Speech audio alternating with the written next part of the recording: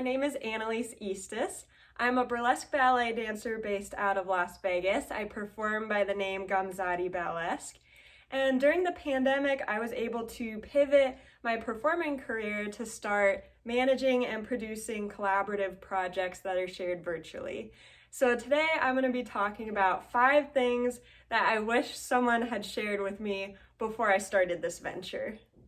Number 1, you're never going to be ready, you just have to go for it. I had so many questions when I first started my platform. Things like, where am I going to get my music? Do I have enough content ready to go? Do I have enough followers to make something like this work?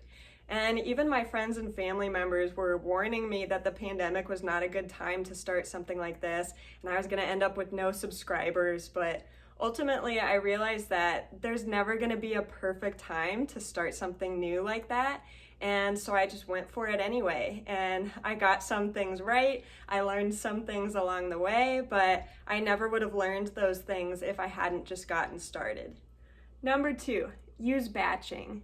So when I first started my platform, one of the hardest parts was finding balance between the artistic side and the business side. So what I do now is I batch create my content at the beginning of the month. That's when I do all my photo shoots, video shoots, choreography, writing, and then later in the month, that's when I prioritize marketing, reaching out to new collaborators, uploading things to my page, all of that other stuff. So I've found that that just makes it easier to get my brain into the right mindset, and it helps me find balance between those 2 areas.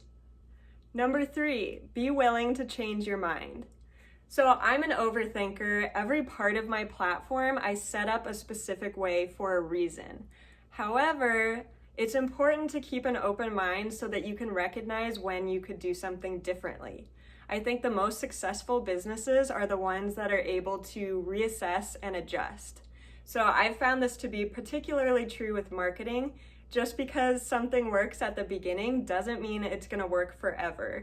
So it's important that you keep an open mind so that you can reevaluate and try new things. Number 4, assume that you will run into obstacles. This is an inevitable part of running a business, so you don't want to be flustered when that happens. One way to prepare for this is to make sure that you always have a plan B. It takes a little more preparation ahead of time, but it will significantly reduce your stress. So for my platform, I try to have about a month's worth of content ready to go ahead of time. So that way, if one of my collaborators misses a deadline or their computer crashes, I already have another piece of content ready to take its place, and I don't have to scramble to come up with something at the last minute. Number 5, it's okay to share your struggles. Social media makes it really tempting to only share the highlights of our lives, but I found that once I started sharing some of the obstacles that I faced, people became more invested in my journey. So I grew up in the ballet world, and I always struggled with feeling like I didn't fit in. I was too tall, too curvy, too outspoken, too unorthodox. The list goes on and on.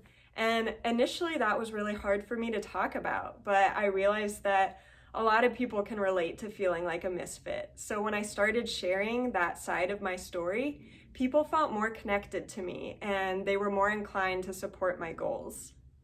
I hope this was helpful. Best of luck in your future endeavors. If you would like to check out some of my work, you can find all of my links at anneliseeastis.com. Thank you for watching.